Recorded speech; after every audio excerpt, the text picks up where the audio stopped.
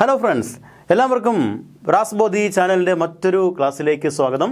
വിവിധ പരീക്ഷാ സിലബസിനെ അടിസ്ഥാനമാക്കിയ വിഷയാധിഷ്ഠിതമായിട്ടുള്ള ക്ലാസ്സുകൾക്കൊപ്പം ലൈവ് ക്ലാസ്സുകളും ഒപ്പം തന്നെ വിവിധ പരീക്ഷാ സിലബസിനെ ആധാരമാക്കിയ സ്പെഷ്യൽ ക്ലാസ്സുകളും ഇതുപോലെയുള്ള പ്രീവിയസ് ചോദ്യങ്ങൾ വർക്കൗട്ട് ചെയ്യുന്ന പ്രീവിയസ് ചോദ്യങ്ങൾ മാത്രം ഡിസ്കസ് ചെയ്യുന്ന സെക്ഷനുകളും പ്രദാനം ചെയ്യുന്നുണ്ട്.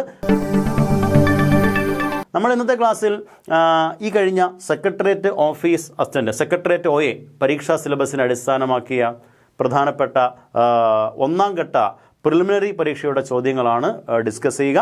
10th ലെവൽ പരീക്ഷ സിലബസിനെ അടിസ്ഥാനമാക്കിയ ഒരു പരീക്ഷയാണ് സെക്രട്ടേറിയറ്റ് OA. അതിൻ്റെ ഈ കഴിഞ്ഞ ഏറ്റവും പുതിയ ഒരു ക്വസ്റ്റ്യൻ പേപ്പറാണ് നമ്മൾ ഡിസ്കസ് ചെയ്യുക. ഈ ചോദ്യത്തിലേക്ക് നോക്കുക. താഴെ പറയുന്നവയിൽ ശരിയായ ജോഡി കണ്ടെത്തുക എന്നതാണ് ചോദ്യം.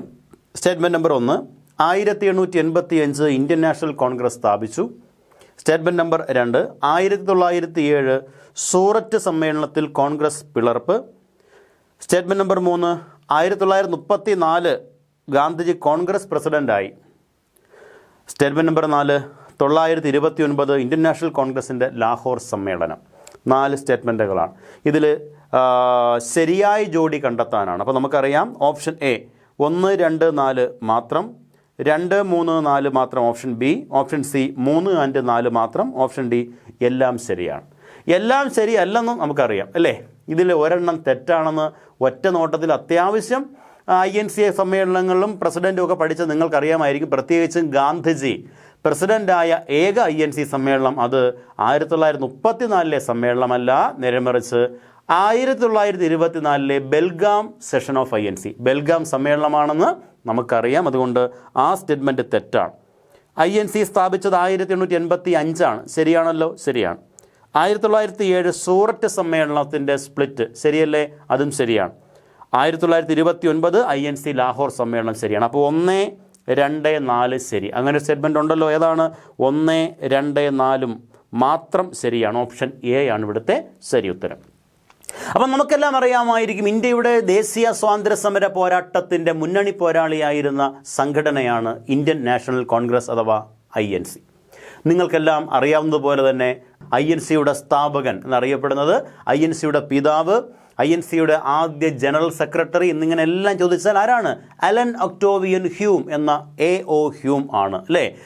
AO ഹ്യൂം ഇന്ത്യയിൽ വഹിച്ചിരുന്ന പദവി, ഇന്ത്യയിൽ ഏത് പദവിയാണ് അദ്ദേഹം വഹിച്ചിരുന്നതെന്ന് ചോദിച്ചാൽ ഉത്തരം agricultural department director of India എന്ന പദവിയാണ്. Agricultural department director of India ആയിരുന്ന വ്യക്തിയാണ് AO ഹ്യൂം.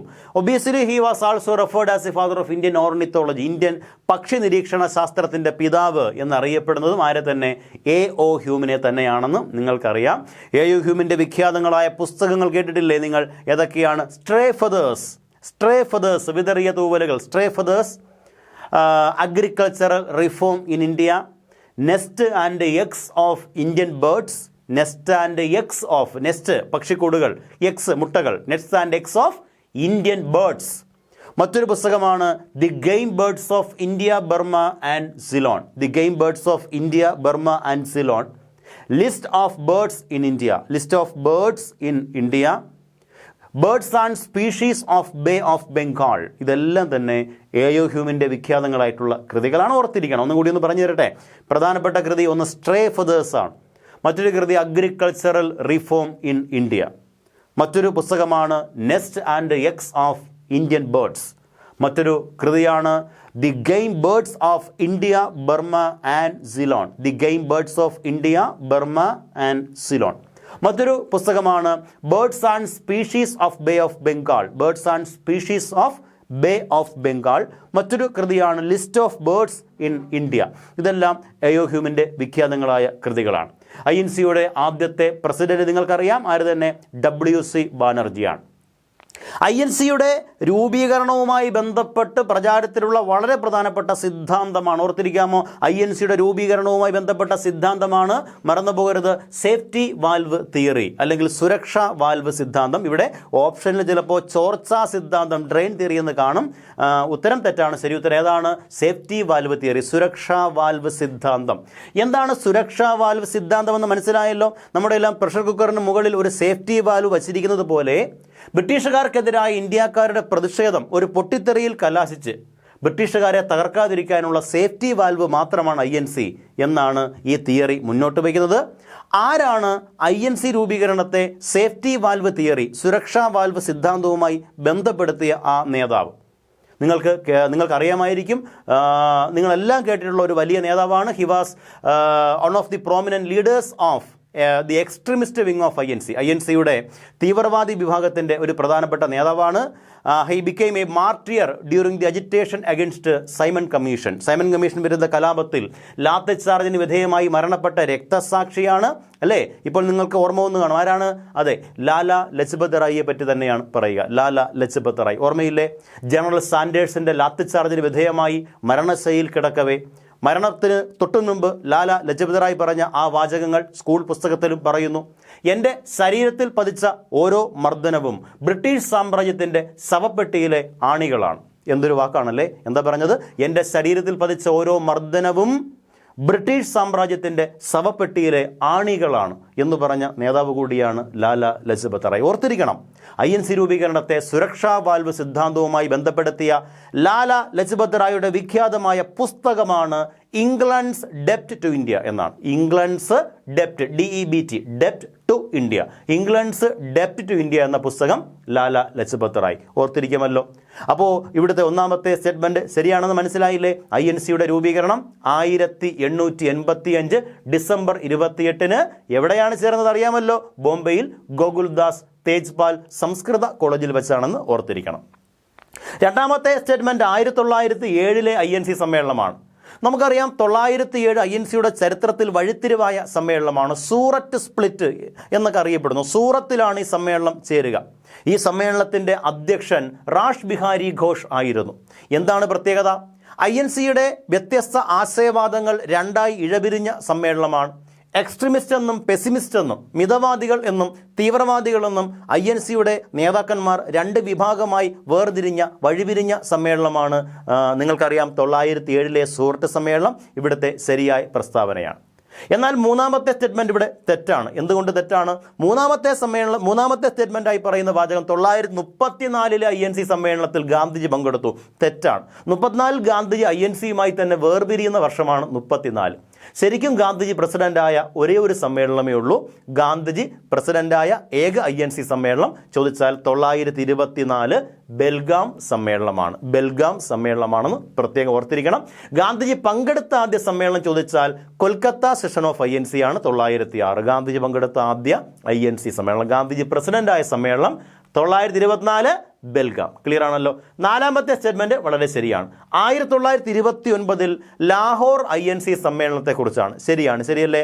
ലാഹോർ സെഷൻ ഒരുപാട് പ്രത്യേകതയുണ്ട്. ഒന്നാമത്തെ പ്രത്യേകത, ജവഹർലാൽ നെഹ്റു ആയിരുന്നു ഈ സമ്മേളനത്തിൻ്റെ അധ്യക്ഷൻ. 929 ലാഹോർ സമ്മേളനത്തിൻ്റെ പ്രസിഡന്റ് സാക്ഷാൽ ജവഹർലാൽ നെഹ്റു ആയിരുന്നു. ലാഹോർ സമ്മേളനത്തിൻ്റെ പ്രത്യേകത എന്താണ്? പൂർണ്ണ സ്വരാജാണ് INCയുടെ ലക്ഷ്യമെന്ന് ആദ്യമായി പ്രഖ്യാപിച്ചു. അപ്പോൾ പൂർണ്ണ സ്വരാജ് പ്രഖ്യാപനം നടന്ന INC സമ്മേളനം ഉത്തരം ലാഹോർ സമ്മേളനമാണെന്ന് ഓർത്തിരിക്കുമല്ലോ. രണ്ടാമത്തെ പ്രത്യേകത, ത്രിവർണ്ണ പതാകയെ ഇന്ത്യയുടെ ദേശീയ പതാകയായി അംഗീകരിച്ച INC സമ്മേളനവും ലാഹോർ സമ്മേളനം തന്നെയാണ്. ത്രിവർണ്ണ പതാകയെ ഇന്ത്യയുടെ ദേശീയ പതാകയായി അംഗീകരിച്ച സമ്മേളനം ലാഹോർ സെഷനാണ്. മൂന്നാമത്തെ പ്രത്യേകത, ലാഹോർ സമ്മേളനത്തിൻ്റെ തീരുമാനപ്രകാരം ആദ്യമായി ത്രിവർണ്ണ പതാക ഇന്ത്യയിൽ ഉയർത്തപ്പെട്ടു. ത്രിവർണ്ണ പതാക ആദ്യമായി ഉയർത്തിയത് എവിടെയാണ്, എന്നാണ്, ആരാണ്? 3 ചോദ്യങ്ങൾ. ഒന്നാമത് എവിടെയാണ്? രവി നദിക്കരയിലാണ്. എന്നാണെന്ന് ചോദിച്ചാൽ 1929 ഡിസംബർ മാസം 31-ാം തീയതി. ഓർത്തിരിക്കുമല്ലോ ആ ഡേറ്റ്? 1929 ഡിസംബർ 31. ആരാണ് ഉയർത്തിയത്? സാക്ഷാൽ ജവഹർലാൽ നെഹ്റുവാണ്. അപ്പോൾ ത്രിവർണ്ണ പതാകയാണ് ഇന്ത്യയുടെ ദേശീയ പതാകയെന്ന് ആദ്യമായി അംഗീകരിച്ച കോൺഗ്രസ് സമ്മേളനം ഓർത്തിരിക്കാമല്ലോ, 29 ലാഹോർ സമ്മേളനം. 47 വരെ ഇന്ത്യൻ ദേശീയതയുടെ പ്രതീകമായി ഉപ്പു സത്യാഗ്രഹത്തിൽ ഉയർത്തിയതും ഇന്ത്യയുടെ ദേശീയ പതാകയായി അംഗീകരിക്കപ്പെട്ടിരുന്നതും ഈ ത്രിവർണ്ണ പതാക തന്നെയായിരുന്നു. പക്ഷേ ത്രിവർണ്ണ പതാകയുടെ മധ്യഭാഗത്ത് ഇന്ന് നാം കാണുന്ന അശോക ചക്രത്തിന് പകരമായി മറ്റൊരു ചിഹ്നമാണ് ആലേഖനം ചെയ്തിരുന്നത്. പറയാമോ? കമൻറ്റ് ചെയ്യാമോ? അശോക ചക്രത്തിന് പകരമായി 1929 അംഗീകരിച്ച ഇന്ത്യയുടെ ത്രിവർണ്ണ പതാകയിൽ ആലേഖനം ചെയ്തിരുന്നത് എന്താണ്? ചർക്കയാണ് എന്ന കാര്യം ഓർത്തിരിക്കുക. ചർക്കയാണ് അല്ലേ? അപ്പോൾ നിങ്ങളോട് മറ്റൊരു ചോദ്യം പരിചയപ്പെടുത്തുകയാണ്. ഇന്ത്യൻ ദേശീയതയുടെ അടയാളമായ ചർക്ക ഏത് ആശയത്തെ പ്രതിനിധാനം ചെയ്യുന്നു? ഏത് ആശയത്തെ റെപ്രസെൻ്റ് ചെയ്യുന്ന ഒരു ഐക്കണാണ് നമ്മുടെ ചർക്ക എന്നറിയപ്പെടുന്നത്? ചോദിച്ചാൽ ഒറ്റ ഉത്തരമേ ഉള്ളൂ, മറന്നു പോകരുത്. സ്വയം പര്യാപ്തത, സെൽഫ് റിലയൻസ് എന്ന് പറയാം. സ്വയം പര്യാപ്തതയെ റെപ്രസെൻ്റ് ചെയ്യുന്ന അടയാളമാണ് ചർക്ക. നിങ്ങൾ കണ്ടിട്ടുണ്ടാകും, വിശ്വവിഖ്യാതമായ ഒരു ചിത്രമാണ് നിലത്തിരുന്ന് ഗാന്ധിജി ചർക്കയിൽ നൂൽ നൂൽക്കുന്ന ചിത്രം. ഒരുപാട് PSC പരീക്ഷകളുടെയും ഒരു ചോദ്യമാണ്. ചർക്കയിൽ നൂൽ നൂൽക്കുന്ന ഗാന്ധിജിയുടെ വിഖ്യാതമായ ചിത്രം പകർത്തിയ ഫോട്ടോഗ്രാഫർ ആരാണ്? പേര് കമൻറ്റ് ചെയ്യാമോ? ആരായിരിക്കും ചർക്കയിൽ നൂൽ നൂൽക്കുന്ന മനോഹരമായ ആ ചിത്രം പകർത്തിയ ഫോട്ടോഗ്രാഫറിൻ്റെ പേര് ഒന്ന് നിങ്ങൾ ഓർത്തു വയ്ക്കുക. എന്താണ് പേര്? മാർഗരറ്റ് ബുർക്കവൈറ്റ് എന്നാണ് പേര്. മാർഗരറ്റ് ബുർക്കവൈറ്റ് എന്നാണ് ആ ഫോട്ടോഗ്രാഫറിൻ്റെ പേര്.